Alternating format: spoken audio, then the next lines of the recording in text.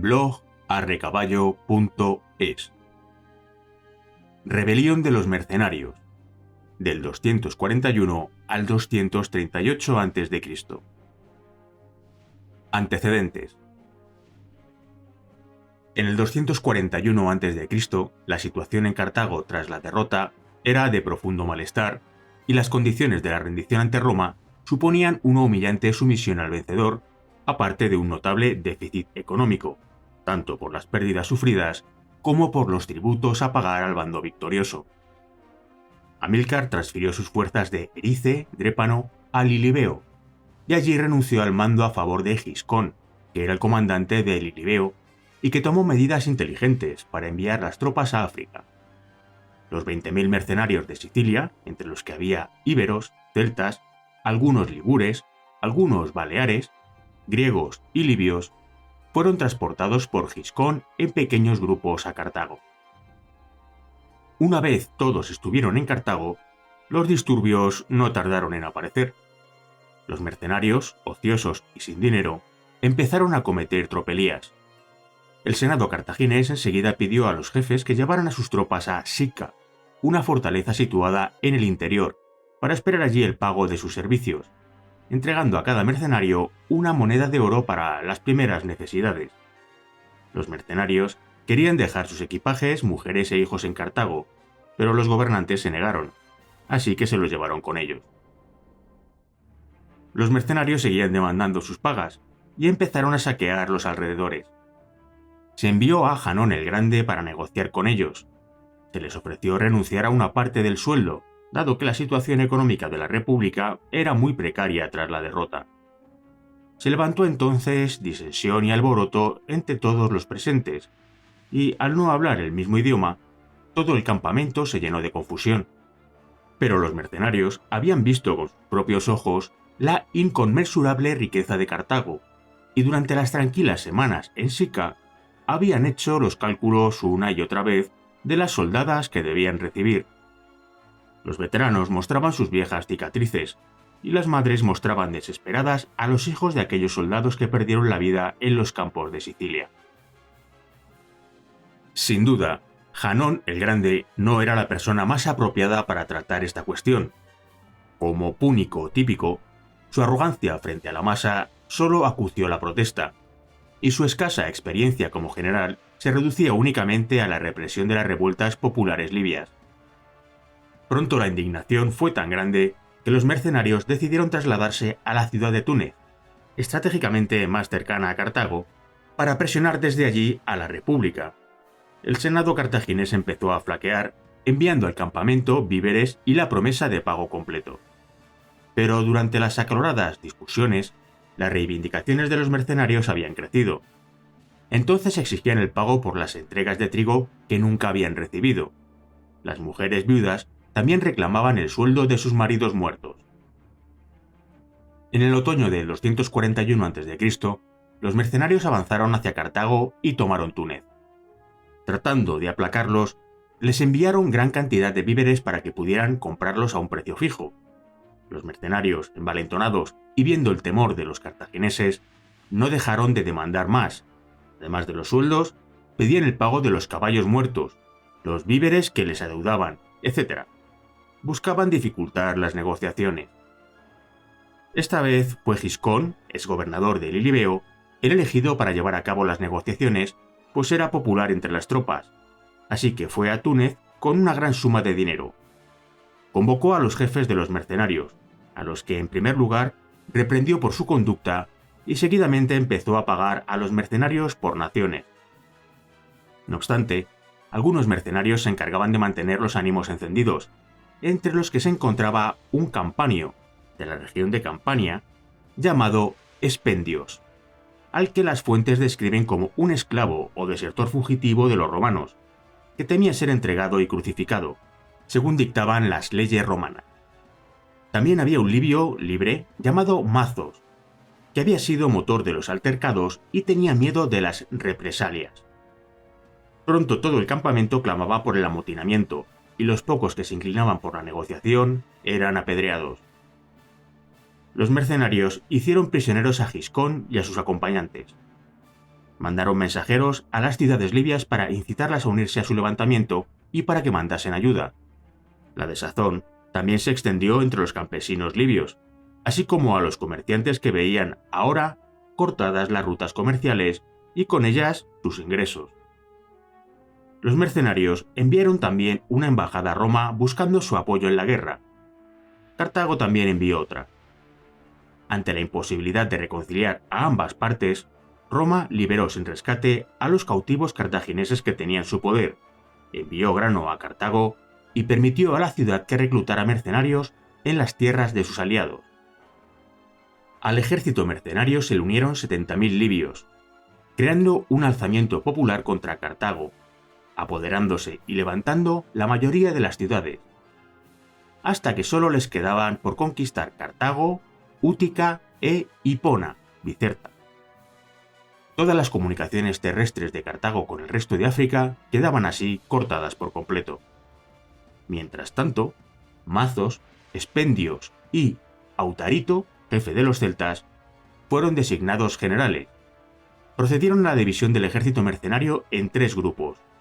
Uno permanecería en Túnez y los otros 2 serían enviados a la conquista de Útica e Hipona, Bicerta.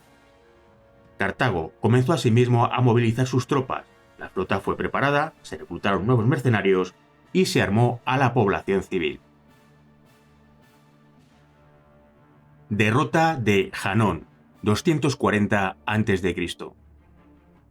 Janón el Grande partió hacia Cartago con las tropas cartaginesas para romper el cerco de Útica en el año 240 a.C. Contaba con caballería, más de 100 elefantes y numerosa maquinaria de guerra. Con su caballería y elefantes aplastó el campamento mercenario. Estos salieron huyendo y se refugiaron en los bosques de alrededor. Mientras su ejército saqueaba el campamento, Janón entró en Útica para celebrar con un banquete su gran triunfo. Pero los mercenarios no eran la simple población libia contra la que Janón estaba acostumbrado a luchar, sino veteranos experimentados, curtidos en muchas batallas. Los mercenarios regresaron, se reagruparon en una colina y lanzaron un contraataque exitoso al campamento púnico, en el que murieron numerosos soldados y elefantes. Finalmente se apoderaron de todo el bagaje y la maquinaria de asedio que los cartagineses habían llevado consigo. Janón volvió a tener otro revés en la ciudad de Corza, se desconoce la localización. En vista de los acontecimientos, el Senado cartaginés eligió a Amílcar Barca como caudillo para sofocar la revuelta. Se basaron en el respeto y en el temor que su imagen causaba entre los mercenarios, aparte del prestigio militar y la demostrada capacidad en el manejo de tropas contra Roma en la Primera Guerra Púnica. El general reunió un ejército de 10.000 hombres compuesto de extranjeros, desertores del enemigo, caballería e infantería ciudadana y 70 elefantes. Janón no fue apartado de la guerra. El general siguió operando con su ejército. Batalla de Bágradas, 239 a.C. La situación se volvió tan comprometida que Espendios y Mazos pudieron sitiar la propia Cartago en la primavera de 239 a.C. Los caminos de montaña que salían de Cartago habían sido tomados y fortificados por los rebeldes, al mando de Mazos. La única ruta practicable para que un gran ejército cruzase el río Bágradas era a través de un puente, así que Espendios había construido un campamento junto al único puente, custodiando el paso. Amílcar conocía la geografía del terreno mejor que los mercenarios extranjeros, pues había nacido en Cartago. Sabía que en verano, cuando soplaba el viento del desierto, la arena arrastrada formaba un depósito en el fondo del río, lo que creaba una ruta vadeable en la desembocadura del mismo. Sin mencionar sus planes, abandonó la metrópoli de Cartago al abrigo de la noche con 10.000 infantes, 500 jinetes y 70 elefantes, cruzando por esa zona con su ejército. Al amanecer, sorprendió tanto a los ciudadanos de Cartago como a los rebeldes. Cuando Espendios percibió el movimiento de Amílcar, abandonó el campamento junto al puente y se dispuso a atacar con 10.000 infantes. Un segundo ejército mercenario partió desde el cerco de Útica, con unos 15.000 infantes al mando de Autarito. Amílcar desplegó su ejército en dos líneas. En primera línea o vanguardia se situaron los elefantes en el centro y la caballería en ambos flancos. En segunda línea situó la falange africana en el centro y los mercenarios contratados en ambos flancos. En un hábil movimiento, Amílcar reorganizó su ejército. La caballería y los elefantes que estaban en primera línea o vanguardia se replegaron por los huecos entre las unidades de la falange y los mercenarios. Cruzaron la segunda línea y se dirigieron a ocupar las alas. Los elefantes se situaron a continuación de los mercenarios y la caballería a continuación de los elefantes. Todo el ejército quedó en una sola línea. Los rebeldes, viendo cómo se retiraban los elefantes y la caballería, pensaron que el ejército cartaginés estaba batiendo en retirada y atacaron en desorden. El primer contingente al mando de Spendios chocó directamente contra las filas de la falange. La falange cartaginesa aguantó la embestida y obligó a Spendios a batirse en retirada. El segundo contingente, comandado por Autarito, intentó acogerlos en su retirada, y mientras reorganizaba sus líneas, la caballería y los elefantes de Amílcar cargaron desde las alas y destrozaron los flancos rebeldes, al mismo tiempo que la infantería cartaginesa atacaba de frente. Los mercenarios fueron completamente derrotados. Murieron 6.000 rebeldes y otros 2.000 cayeron prisioneros. Spendios y Autarito consiguieron huir. El campamento junto al río Bágradas fue desmantelado y el sitio de Útica abandonado. La batalla representó la primera victoria importante de Cartago frente a los rebeldes, que abrió las rutas terrestres al paso de tropas y mercancías. Un jefe de los númidas masilios, llamado Narabás o Narabaso, se unió a Amílcar con unos 2.000 jinetes. Cerco y victoria de Amílcar, 239 a.C. Después de la batalla de Bágradas, Amílcar levantó el asedio de Útica y después se dirigió al interior para retomar el control de las ciudades que quedaban en poder de los mercenarios. Spendios salió de Túnez al mando de 6.000 hombres de varias nacionalidades y acompañado por Autarito con sus 2.000 galos, todos veteranos de Sicilia, y llegaron al lugar donde Amílcar se hallaba acampado, una llanura rodeada de montañas, ocupando las alturas alrededor de su campamento. Los ejércitos eran similares en número, pero el de Amílcar tenía clara ventaja en el llano debido a sus elefantes y caballería, por lo que los rebeldes no se atrevían a bajar de su campamento situado en los montes y atacarles. Pero entonces llegaron los númidas y libios que habían acudido al llamamiento de Mazos, siendo una fuerza de 10 a 15.000 hombres. De este modo, el ejército mercenario aumentó considerablemente su fuerza. Amílcar se encontró de repente en un serio aprieto, rodeado por los libios por el frente, los númidas por la espalda y Spendio por un lado y superado ampliamente en número. Así es que pidió ayuda a Narabás.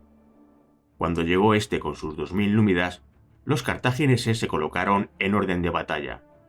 Por su parte, los hombres de Spendio se unieron a los libios y bajaron todos al llano para combatir. El combate fue duro, pero Amílcar resultó victorioso. Los elefantes tuvieron gran protagonismo, pero según Polibio, Narabás se distinguió entre todos. En el lance murieron 10.000 rebeldes y otros 4.000 fueron hechos prisioneros, pero Spendios y Autarito consiguieron huir nuevamente. Amílcar, en un intento de acercamiento con los rebeldes capturados, dio permiso a quien quisiera para que se uniera a su ejército. A los demás les perdonó la vida y los invitó a ir donde quisieran, pero bajo la amenaza de que si levantaban de nuevo las armas contra Cartago, serían castigados sin remedio. Entre los rebeldes que se le unieron y los númidas de Narabás, el ejército de Amílcar tendría entonces 15.000 efectivos. Cuando se enteraron de la deserción de muchos de sus mercenarios, los cabecillas de la revuelta, sobre todo Spendios y Autarito, viendo peligrar la lealtad de sus tropas, decidieron matar a todos los prisioneros cartagineses, incluyendo a Giscón. Los hombres de Spendios sacaron a Giscón y sus 700 compañeros del campamento.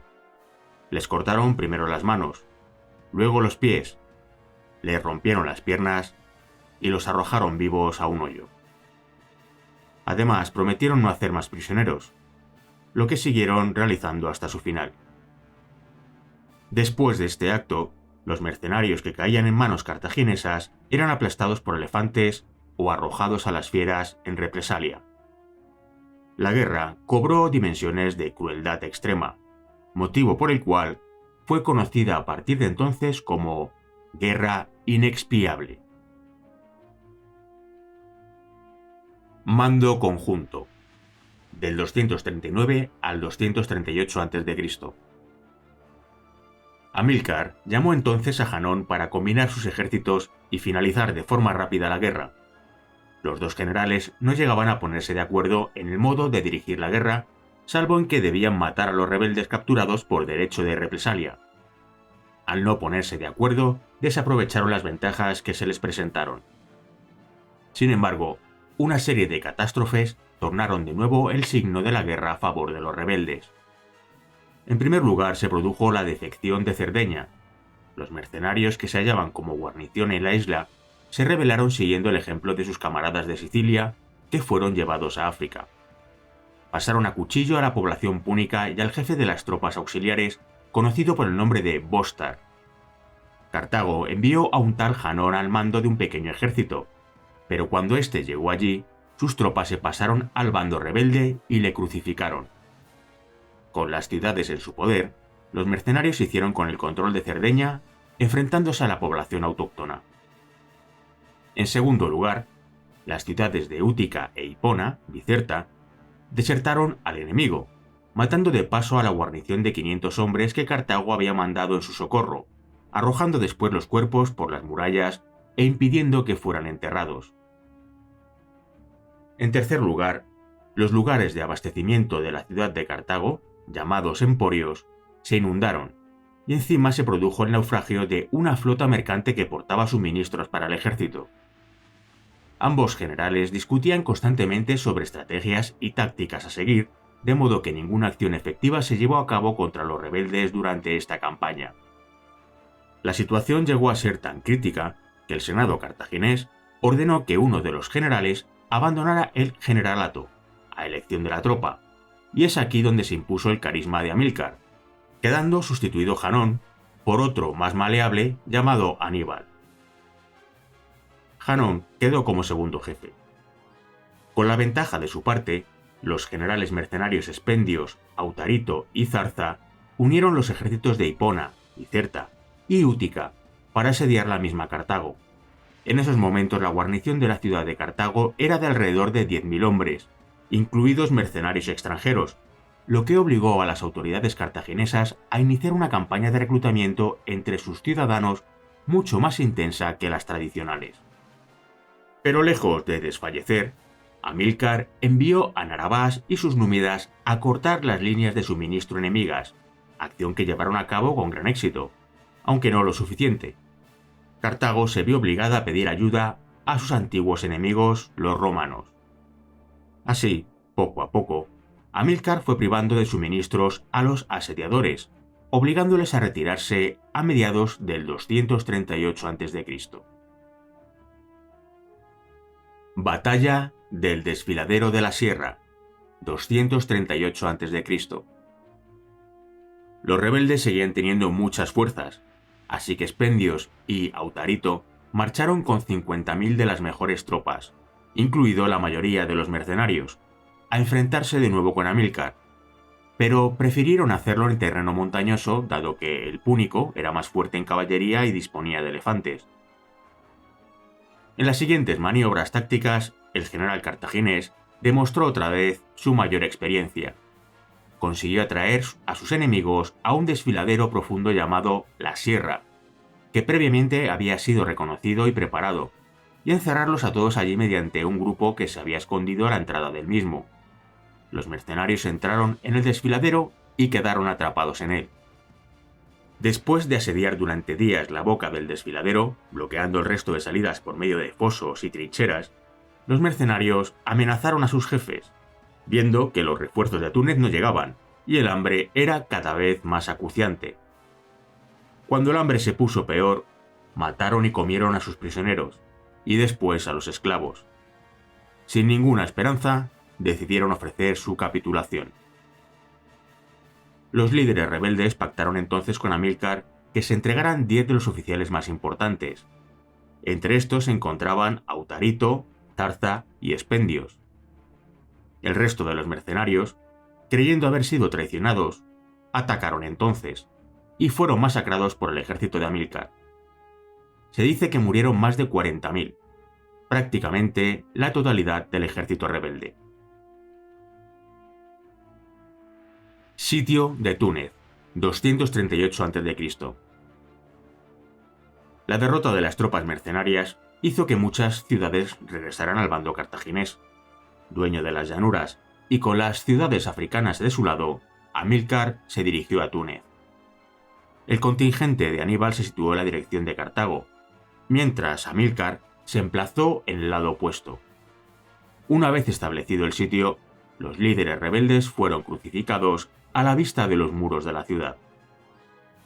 Mazos salió entonces de la ciudad atacando el campamento de Aníbal, capturando a este vivo. Entonces descolgó el cuerpo de Espendios, colgó al cartaginés en su lugar, degollando a los oficiales cartagineses a los pies de la cruz. Amílcar llegó tarde a socorrer a Aníbal, y la derrota provocó el retorno de Janón desde Cartago al mando de los últimos hombres en edad adulta capaces de portar armas que quedaban en la metrópoli.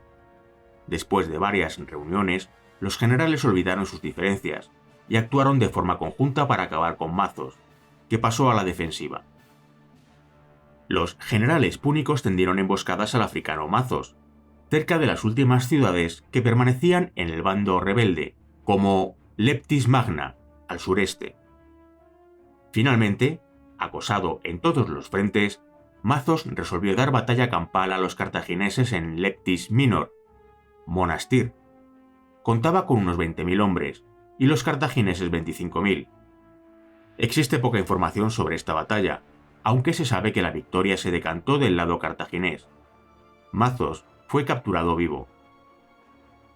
Con el ejército rebelde aniquilado y sus principales líderes ajusticiados, las únicas dos ciudades que se oponían a Cartago eran Útica e Hipona, Bicerta, que no podían esperar demostración de clemencia alguna por parte de los púnicos. Amílcar acampó frente a Útica, mientras Janón hacía lo propio ante Hipona. Finalmente, los cartagineses impusieron unas duras condiciones de paz para las dos ciudades, que acabaron rindiéndose, y con ellas el último reducto de oposición a la capital. La rebelión había durado 3 años y 4 meses.